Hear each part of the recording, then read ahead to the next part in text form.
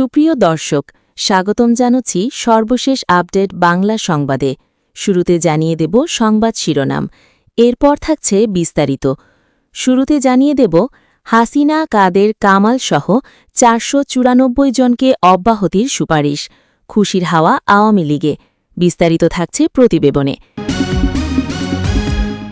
এদিকে নিজের ব্যর্থতা লুকাতেও আওয়ামী লীগের করা উন্নয়নের সাহায্য নেওয়া লাগছে এখন তারেকের। বিস্তারিত থাকছে প্রতিবেদনে। আরও জানিয়ে দেব টিকা না কেনায় শিশুমৃত্যু মানবতাবিরোধী অপরাধ, ইউনূসের বিচার চেয়ে সুপ্রিম কোর্টের আইনজীবীদের বিক্ষোভ সমাবেশ। বিস্তারিত থাকছে প্রতিবেদনে। আরও জানিয়ে দেব জঙ্গি পোষার ইতিহাস যাদের, জঙ্গি ধরার ইউনিট তারা রাখবে কেন। বিস্তারিত থাকছে প্রতিবেদনে। আরও জানিয়ে দেব ৪০০ শিশু হত্যার দায়ে ড. ইউনূস সহ অন্যদের বিচার দাবি। বিস্তারিত থাকছে প্রতিবেদনে। এবং সর্বশেষ জানিয়ে দেব আমেরিকার সঙ্গে চুক্তিতে ক্ষোভ বাংলাদেশ জুড়ে, ভোটের আগেই গোপনে সই ইউনূসের। বিস্তারিত থাকছে প্রতিবেদনে। সুপ্রিয় দর্শক, এতক্ষণ শুনছিলেন সংবাদ শিরোনাম, এবারে শুনবেন বিস্তারিত। তার আগে ভিডিওটি ভালো লাগলে এবং সর্বশেষ আপডেট নিউজ পেতে চ্যানেলটি সাবস্ক্রাইব করুন। ধন্যবাদ। সেই ২০২৪ সালের অগস্ট মাস থেকে পরবর্তী ১৮ মাসের বেশি সময় ধরে বাংলাদেশে এমন এক সালের অগস্ট মাস থেকে পরবর্তী ১৮ মাসের বেশি সময় ধরে বাংলাদেশে এমন এক শাসন ব্যবস্থা ছিল যেখানে আইন শৃঙ্খলা ব্যবস্থা, বিচার ব্যবস্থা সবই রাষ্ট্রের নিয়ন্ত্রণাধীন ছিল। অর্থাৎ মোহাম্মদ ইউনূসের সরকার ঠিক করে দিত সবকিছুই। আর এই সুযোগে বাংলাদেশ আওয়ামী লীগের হাজার হাজার কর্মী, সমর্থক ও নেতা নেত্রীকে জেলে ভরেছিল পুলিশ প্রশাসন। আর আওয়ামী লীগের যে সমস্ত নেতারা দেশ ছেড়ে পালিয়েছিলেন তাদের বিরুদ্ধে শত শত মামলা দিয়ে তাদের ইহকাল পরকাল ঝরঝরে করে দেওয়ার ব্যবস্থা পাকা করেছিল ইউনূসের সরকার।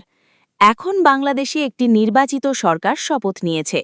বাংলাদেশের মসনদ থেকে মোহাম্মদ ইউনূস বিদায় নেওয়ার পর এসেছেন খালেদা জিয়ার পুত্র তারেক রহমান।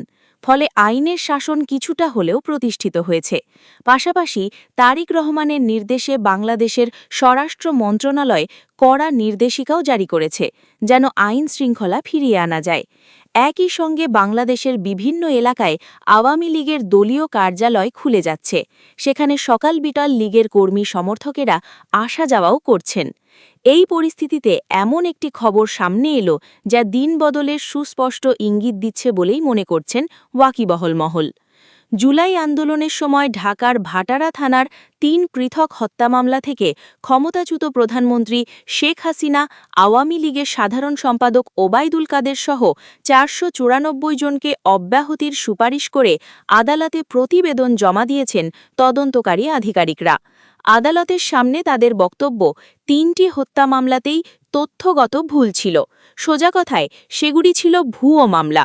বাংলাদেশের রাজনৈতিক ওয়াকিবহল মহলের মতে এটা সবে শুরু।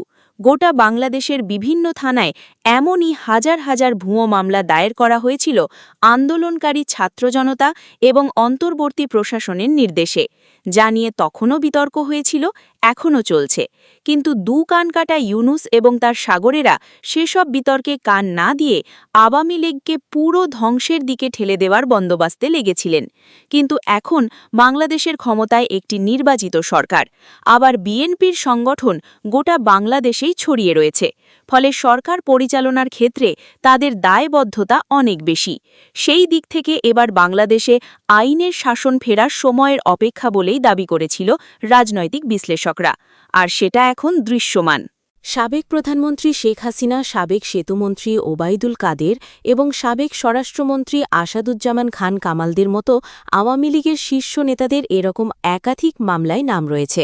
তেমনি ভাটারা থানা এলাকায় পৃথক ৩টি হত্যাকাণ্ডের ঘটনায় দায়ের করা মামলায় তাদের নাম ছিল। তদন্তে আসামিদের বিরুদ্ধে আনা অভিযোগের সত্যতা না পাওয়ায় তথ্যগত ভুল উল্লেখ করে আদালতে এই চূড়ান্ত প্রতিবেদন দাখিল করা হয়েছে। ২০২৪ সালের ২০ জুলাই বসুন্ধরা গেট এলাকায় ককটেলের আঘাতে নিহত হন ট্রাক চালক মোহাম্মদ জাহাঙ্গীর, কলের মিস্ত্রি জাকির হোসেন এবং কারখানার শ্রমিক রমজান মিয়া জীবন। এই ঘটনায় পরবর্তী সময় ভাটারা থানায় বাংলাদেশের পূর্বতন প্রধানমন্ত্রী শেখ হাসিনা সহ ৮৪ জনের বিরুদ্ধে মামলা দায়ের হয়। ঘটনার এত মাস পর মূলত সরকার পরিবর্তনের পর তদন্তকারী আধিকারিকরা আদালতে জানান, ঘটনার সময়কার বিশৃঙ্খলায় সুনির্দিষ্ট কার আদেশে বা কার আঘাতে মৃত্যু হয়েছে তার কোনো অকাট্য সাক্ষী বা ভিডিও ফুটেজ পাওয়া যায়নি। অথচ ইউনূসের আমলে এই সমস্ত মামলায় কারও জামিন পর্যন্ত হয়নি। বলা হচ্ছে, গোটা বাংলাদেশে এমন ধরনের কয়েক হাজার মামলা রয়েছে। পুলিশের ফাইনাল রিপোর্টে একটি গুরুত্বপূর্ণ দিক উল্লেখ করা হয়েছে যে, অনেক ক্ষেত্রে ঘটনাস্থল নিয়ে অসঙ্গতি পাওয়া গেছে। যেমন নিহতরা অনেকেই ভিন্ন জায়গায় মারা গিয়েছেন, আবার একই ব্যক্তির মৃত্যুর ঘটনায় বিভিন্ন শহরে মামলা দায়ের হয়েছে। এর ফলে মামলার সংখ্যা লাফিয়ে লাফিয়ে বেড়েছে ইউনূসের আমলে। আর বেশিরভাগ ক্ষেত্রেই অজ্ঞাত পরিচয় হামলাকারী উল্লেখ করে মামলা দায়ের হয়েছিল। ফলে পরবর্তী সময় পুলিশ ইচ্ছামতো আওয়ামী লীগের নেতাকর্মীদের ধরে মামলায় যুক্ত করে দিয়েছে। বিশ্লেষকদের দাবি, ভাটারা থানার ঘটনা হয়তো শুরুয়াত। এবার একে একে অনেক মামলাতেই আওয়ামী লীগের নেতারা জামিন পেতে শুরু করবেন। রূপপুরের ঋণ কিস্তি শুরু হওয়ার কথা ২০২৯ সালের জুন থেকে। রাশিয়ার সাথে চাইলে আরও সময় নেওয়াও সম্ভব, সেটা কূটনৈতিকভাবে করা যায়। কিন্তু তারেক রহমান ক্ষমতায় বসেই ২০২৬ থেকে কিস্তি দেওয়া শুরু করে দিলেন। তারপর মাইকে দাঁড়িয়ে বললেন, আওয়ামী লীগ আমাদের ঋণের জালে ফেলে গেছে। এটা রাজনৈতিক ব্যর্থতা ঢাকার সবচেয়ে পুরনো কৌশল। দেশে এখন হামের টিকা নেই, নিত্যপণ্যের বাজার সাধারণ মানুষের নাগালের বাইরে, জ্বালানি সংকট চলছে, আইনশৃঙ্খলা পরিস্থিতি নিয়ে কথা বলতে গেলে মানুষ হাসে। বিএনপির নেতাকর্মীরা জায়গায় জায়গায় চাঁদাবাজি করছে। এগুলো এখনকার সমস্যা, এখনকার সরকারের ব্যর্থতা। কিন্তু তারেক রহমান এসব নিয়ে কথা বলতে রাজি নন। তিনি ব্যস্ত ২০২৯ সালের একটা ঋণকে ২০২৬ সালে দাঁড়িয়ে সংকট বানাতে।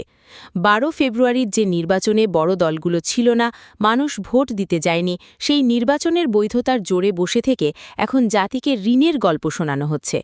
দায় এড়ানোর এই রাজনীতি বাংলাদেশ ২০০১ থেকে ৬ সালেও দেখেছে, নতুন কিছু না।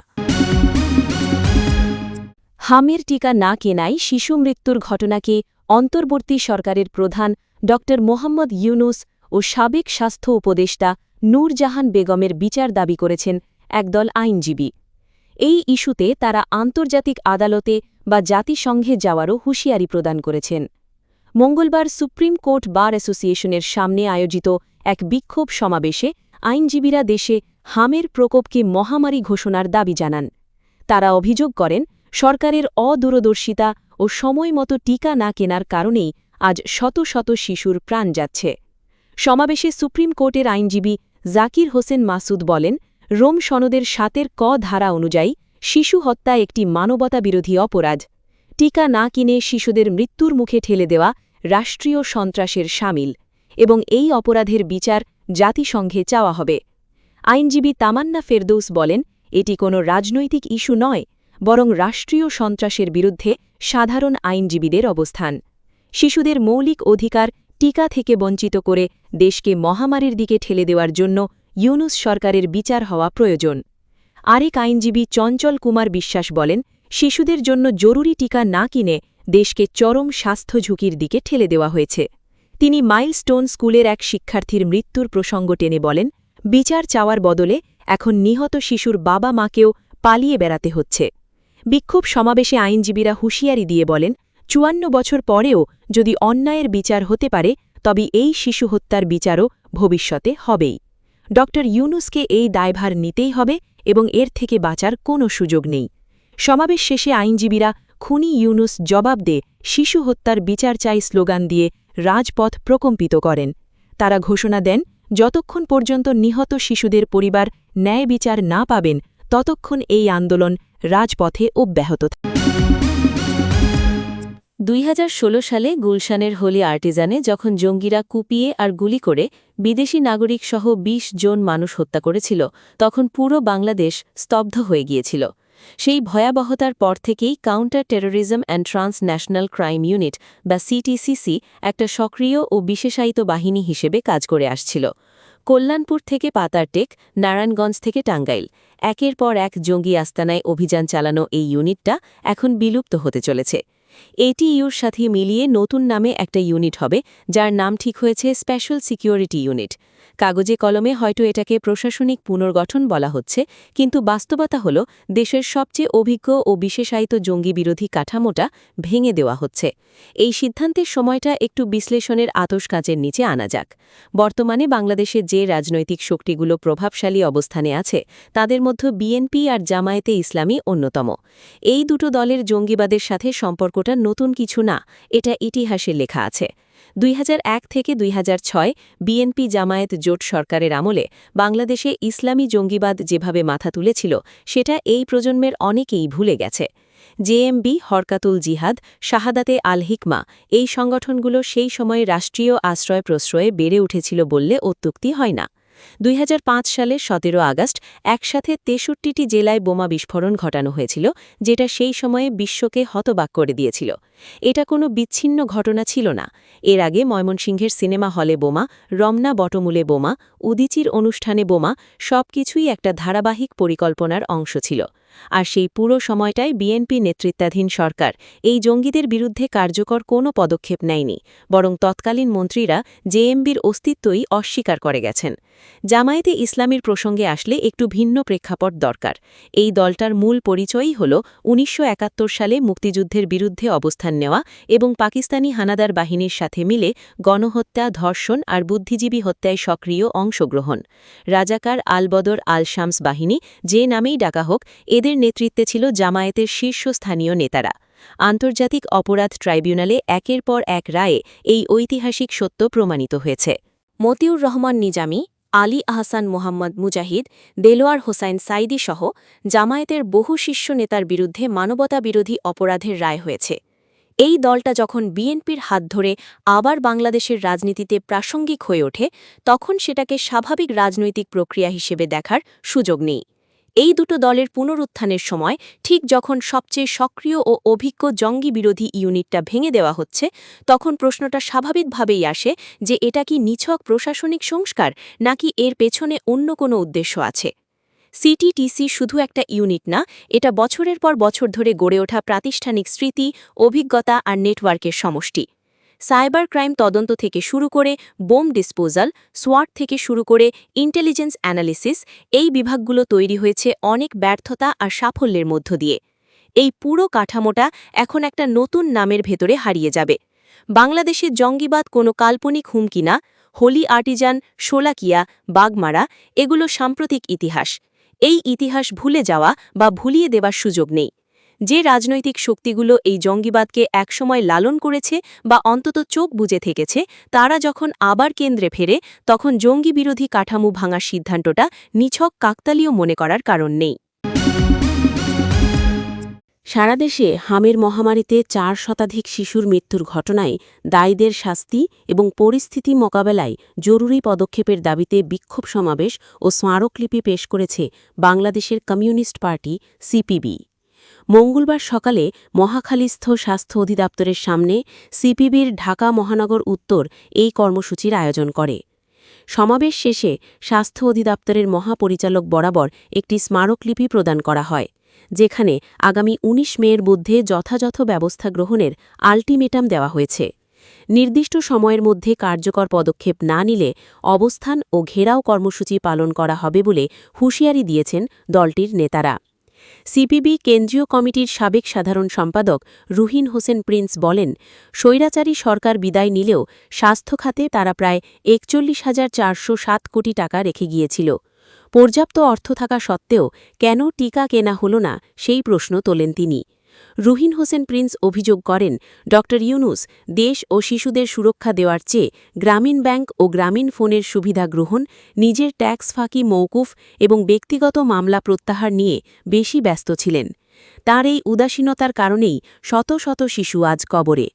সাবেক স্বাস্থ্য উপদেষ্টা নূরজাহান বেগমের কড়া সমালোচনা করে সিপিবি নেতারা বলেন, ইউনিসেফের কাছ থেকে টিকা কিনলে কমিশন পাওয়া যাবে না দেখেই তারা বিকল্প পথে হাঁটার চেষ্টা করেছে।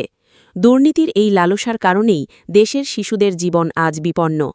সিপিবি ঢাকা মহানগর উত্তর কমিটির সভাপতি হাসান হাফিজুর রহমান সোহেলের সভাপতিত্বে অনুষ্ঠিত সমাবেশে আরও বক্তব্য রাখেন দলের প্রেসিডিয়াম সদস্য রাগিব আহসান মুন্না ও কেন্দ্রীয় নেতা মিহির ঘোষ। বক্তারা অবিলম্বে এই গণহত্যার তদন্ত এবং দায়ীদের দৃষ্টান্তমূলক শাস্তির দাবি জানান। বাংলাদেশের ভোটের মাত্র ৩ দিন আগে গত ৯ ফেব্রুয়ারি অত্যন্ত গোপনীয়ভাবে আমেরিকার সঙ্গে মোহাম্মদ ইউনূসের অন্তর্বর্তী সরকার যে দীর্ঘমেয়াদী বাণিজ্য চুক্তি করেছে তা নিয়ে গোটা দেশে ক্ষোভ ও উত্তেজনা তৈরি হয়েছে। এই চুক্তি প্রকাশ না করার শর্ত ইউনূস মেনে নেওয়ায় বর্তমান সরকারও তা প্রকাশ্যে আনতে পারছে না। তবে ইতিমধ্যে দেশ বিদেশে বিভিন্ন সূত্রে চুক্তিটির বয়ান ফাঁস হয়ে যাওয়ার পরে এ বিষয়ে তীব্র প্রতিক্রিয়া ছড়িয়ে পড়েছে বাংলাদেশের রাজনৈতিক, অর্থনৈতিক ও ব্যবসায়ী মহলে। মঙ্গলবার প্রধানমন্ত্রীর তথ্য উপদেষ্টা জাহিদুর রহমান জানিয়েছেন, যুক্তরাষ্ট্রের চুক্তিটির লাভ ক্ষতি যাচাই করা হবে। কোথাও রাষ্ট্রের স্বার্থের বিরুদ্ধে কিছু আছে কিনা সরকার তার নিজস্বভাবে যাচাই করবে।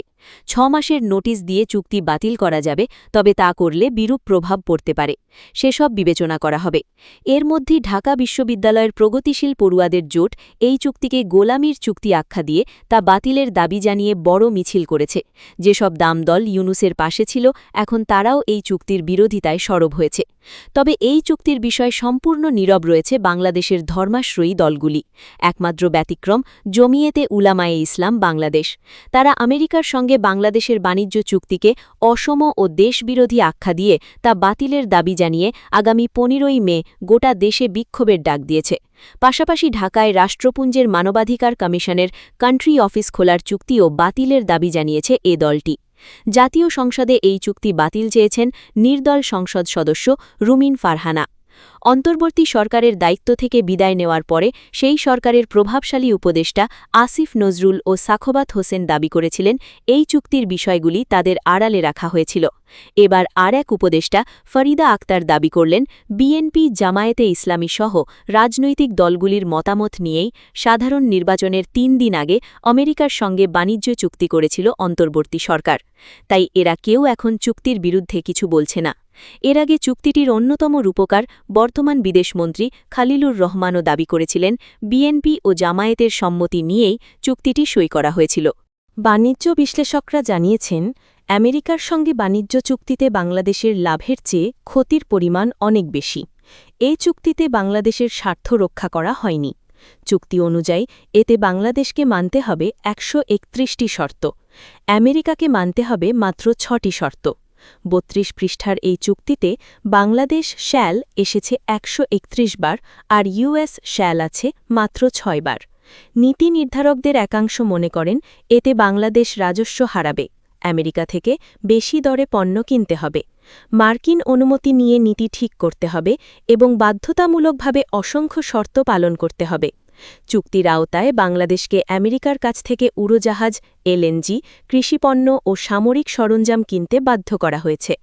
চুক্তির আরেকটি ধারায় বলা হয়েছে, আমেরিকা যদি জাতীয় নিরাপত্তা রক্ষায় অন্য দেশের বিরুদ্ধে বাণিজ্যিক পদক্ষেপ করে, বাংলাদেশকেও তাদের সঙ্গে মিল রেখে বিধি নিষেধ গ্রহণ করতে হবে।